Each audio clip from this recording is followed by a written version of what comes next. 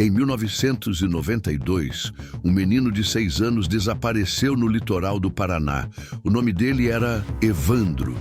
Dias depois, seu corpo foi encontrado. E o que as autoridades viram naquela cena mudou completamente o rumo da investigação. Não parecia um crime comum, não parecia algo impulsivo. A partir daquele momento, uma hipótese começou a ganhar força. Uma hipótese que levaria a prisões, confissões e a uma versão oficial do caso. Mas com o passar dos anos, novos elementos começaram a surgir. Gravações, contradições e dúvidas sobre a forma como aquela verdade havia sido construída. Hoje, mais de 3 décadas depois, o caso continua sendo um dos mais controversos do Brasil. Porque talvez a maior pergunta nunca tenha sido respondida. O que realmente aconteceu com Evandro? Você está no Falhas, na realidade. E essa é uma investigação baseada em um caso real, que envolve vítimas e famílias e será tratada com respeito. Se você se interessa por investigações baseadas em casos reais, onde diferentes versões coexistem, considere se inscrever no canal. Estamos em Guaratuba, no litoral do Paraná.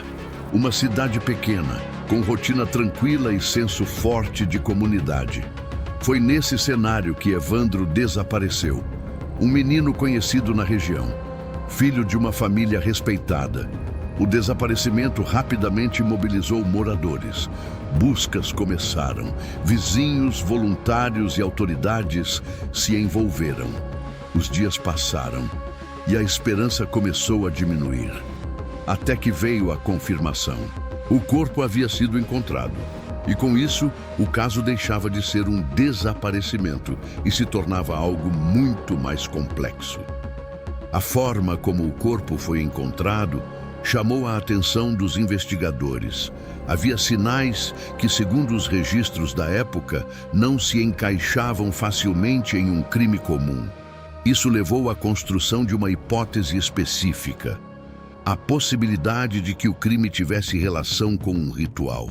Essa linha de investigação passou a orientar os próximos passos.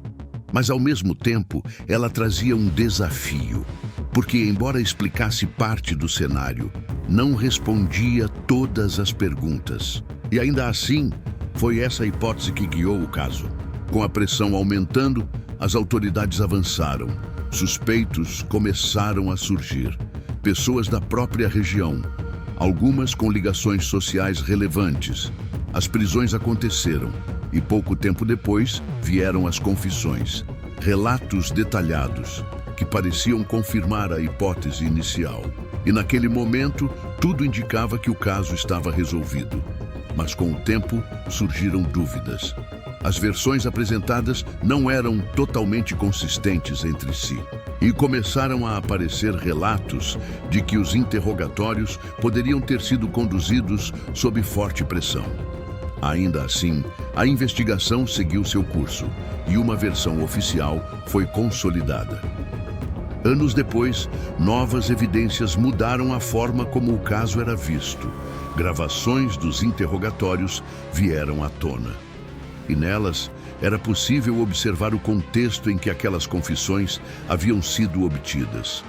Segundo análises posteriores, havia indícios de pressão psicológica, condução de respostas e influência direta nos depoimentos. Isso levantou uma questão inevitável. Até que ponto aquelas confissões eram confiáveis?